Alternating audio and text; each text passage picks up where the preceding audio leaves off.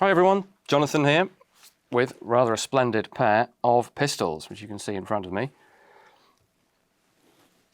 We know you guys love multiple barreled guns to begin with, so these definitely fit that bill. They're in a pair. You can see the size of these things. They're pretty much the size of a modern pistol, funnily enough. They're flintlocks. And because it's two barrels, this isn't always the case, but usually there are in fact two locks, one on each side. So two of these, 4 shots, and you can fire them individually because you've got one lock for each barrel, which is quite important. If there's only one lock, then they'd both go at once. Pretty devastating for one shot because you're firing 2 shots at once. But this is selective and only one trigger. Which means it's going to fire one and then the other. Now these are pretty special things. They'd be special enough as it is, I think. Very finely made, multiple shot pistols of, and we happen to know the date of these, 1813. But if I skip straight to the really exciting bit, depending on what you get excited about, we actually have this symbol. Now this is these are the heraldic arms of Prince George, the Prince Regent. Now I can only ever think of him as Hugh Laurie from Blackadder 3. Apologies to actual historians, but that's who pops into my head. Which also therefore means I can only really think of him holding both of these at once, shooting into the air like Yosemite Sam. Now, back to the proper history. So, we know who these were made for. And thanks to a bit of research, we actually know that they cost £63 in 1813 pounds. So Prince George, the Prince Regent, as he was at that time, paid £63 for this pair. Now, translating that to modern money is a little difficult. It could be anything from sort of £4,000 to £50,000, depending on how you try to relate it to the present day. So I'm not going to try and pin that down. But suffice to say, it's a substantial amount of money. And why? Well, apart from these being made by Ezekiel Baker, E. Baker, it's marked on the top of the barrel there. That's a name you might recognise. Very famous, very skilled gun maker, responsible for the Baker rifle, which we've covered a version of on the channel before. If you don't know about the Baker rifle, go and watch that one and go and read up on it and learn about it because it's a fascinating thing in its own right. But Baker made all sorts of things. He was gun maker to His Majesty the King, hence making these for the Prince Regent. And Prince George, the Prince Regent, in 1820 became King George IV, taking over from his father. He had been serving in his stead as Prince Regent since 1811. And with George III's mental health issues, shall we say, I don't think anyone's fully figured out what that was about, but he was incapable of ruling, so his son ruled as Prince Regent and then became George IV. So the maker is one reason why these are so fancy, or the reason, I suppose. The top maker, top client, that's why these are so fancy. So I keep talking about them being fancy. How are they fancy? Well, apart from the gold, that plate is in gold, by the way, made of beaten gold. We have E. Baker's name. This is great marketing for Baker and his workshop in Whitechapel because it's all over the gun. So we have Baker's name there, as mentioned. We have his name on both lock plates, also in gold. So he's actually on this 3 times. Most firearms, most pistols of this nature, or any nature really, would be signed once. Baker's managed to get his name on 3 times. So no one is in any doubt, if they're lucky enough to lay hands on these, who supplied the King's guns.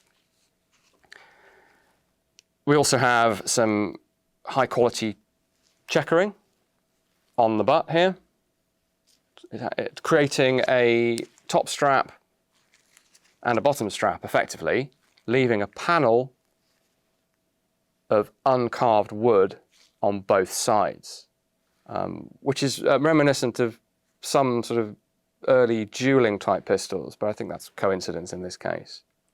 But you'll see a similar arrangement on modern pistols where there's a rough surface, a rough texture for you to grasp, but not the whole surface is covered in it usually.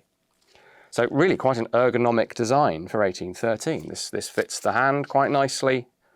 Different style of shooting at that time, of course, but this is quite a comfortable thing to hold in the aim.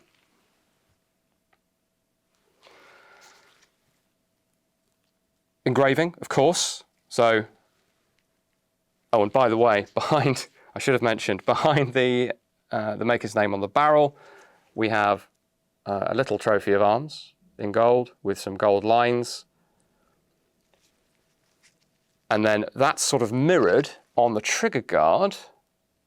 I can get this the right way up, with a trophy of arms engraved in the iron. It's likely iron rather than steel. And then the trigger guard and various other components are blued, nicely blued. Would have been, I mean, they've lost a lot of finish compared to what they would have looked like originally, but they're in very good condition despite that.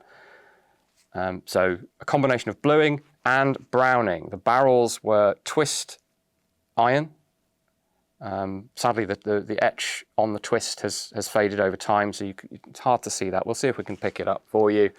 But if not, it's because it's faded from lots of adoring hands over the years.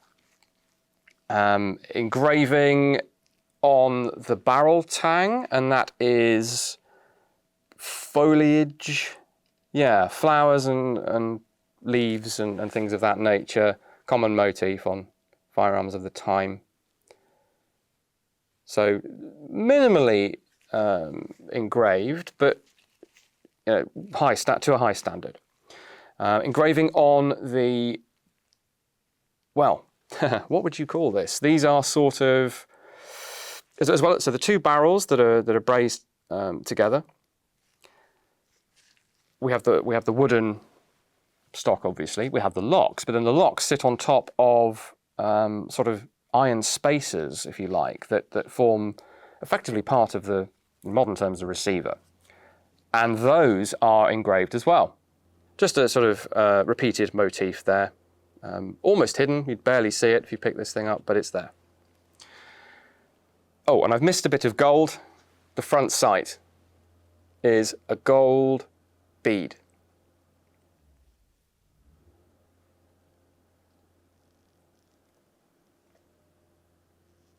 Now, there aren't usually many exciting technical features on these relatively early firearms, but I do think that the rammer on this is simple, but it's clever.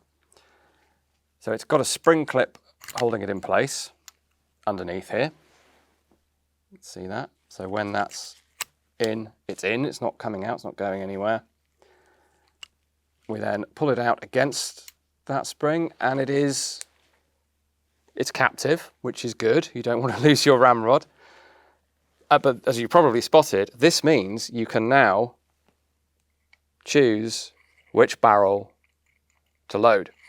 One, and then the other. And it goes back into place under the muzzle of the bottom barrel. I think that's pretty neat. Not the only time I've seen it.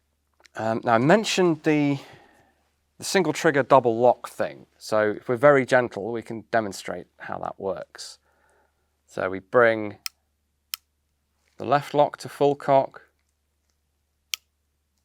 the right lock to full cock, and I then make sure they don't fly forward and do any damage, and I gently squeeze the trigger. Only the right cock will go.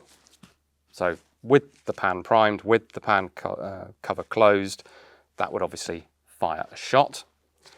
And then reset the trigger, and it actually clicks. You can feel and just about hear the reset of the trigger. That will then drop the second of the two cocks. So a little bit of technical wizardry required inside here to selectively, well, not selectively, sorry, sequentially fire these locks. And you might also have noticed another bit of gold inside the pan.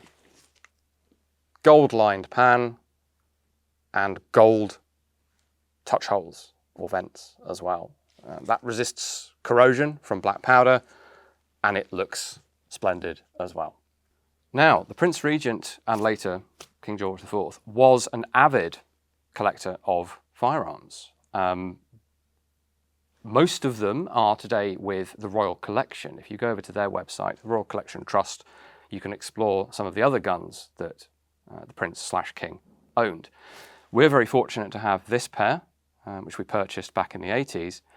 We do also have a fascinating piece of kit that we can show you a picture of, which is essentially a range bench rest for target shooting. Very nicely made.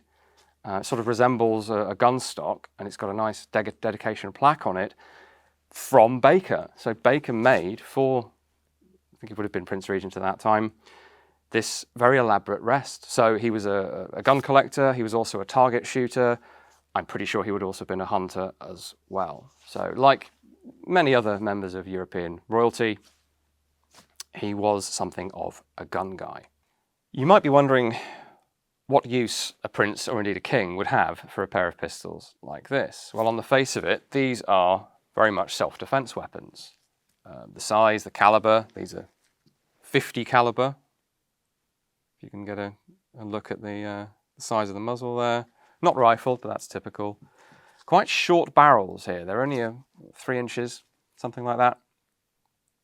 They are short-ranged weapons. I mean, in terms of what you might call form factor, these are much like a modern handgun, but only 2 shots.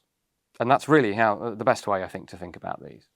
They're about the same size, weight, and portability as, well, smaller than a 1911, but about the same weight, put it that way. Colt 1911. Would the king ever use these things? Well, clearly not for self-defense. He has people for that. But these have seen a fair amount of use. Now, can we say that that Prince George used them? I'd be very surprised if he didn't at some point. Now, these did end up on the open market, so somebody else probably used them for a period of time as well. But what we can point to is the fairly heavy wear on the frisons or the steels or the hammers, whichever word you want to use. All 3 are valid. Both of them are really quite worn from the flints scraping tiny shavings of steel off the face of the frison, which is how, of course, a flintlock works. The rest of the wear on the guns is perhaps what you'd expect for something that's been well looked after, but not kept in pristine condition, sadly. I mean, they could be even nicer than they are. But yeah, I mean, these have been extensively shot, at least as far as decorative pistols go. So these are classic important person's guns, in that they are highly decorated, beautifully made, very expensive, but they are theoretically and practically speaking real weapons that would actually save your life if you needed them to. And because these are, I'm calling these equivalent to a modern handgun, similar sort of effectiveness. You know, they don't have great sights. That's the thing that would limit the use of these compared to something like a Glock or a 1911 today. Your aim is hampered by that. Then again, you can align that golden bead quite nicely on the barrel flat. So with a bit of practice, if you knew your point of aim, point of impact with a set charge of powder, there's no reason why you couldn't use this as effectively as a pocket pistol, subcompact pistol of today in a fighting situation. You know, on the range, a modern handgun is going to outshoot this. It's got rifling, it's got better sights. But in the actual sort of 10-meter combat effective distance of most people with a pistol, these are just as good, but you only get 2 shots. Right guys, that's all on these. I hope you enjoyed that. They're a pretty special pair of pistols, I think you'll agree. As ever, check out our various social media platforms, Facebook, Instagram, Twitter. And in the case of these guys, there's also a good old-fashioned bit of dead tree that you can find via our online shop that features these as well. They are part of what we call our treasures for obvious reasons, and the book is Treasures of the Royal Armouries. So if you'd like to check out these and many more exciting objects from the Royal Armouries collection, do check out that book. You can, of course, also come and visit us, and we hope that you're able to do so. Thanks a lot, guys. See you next time.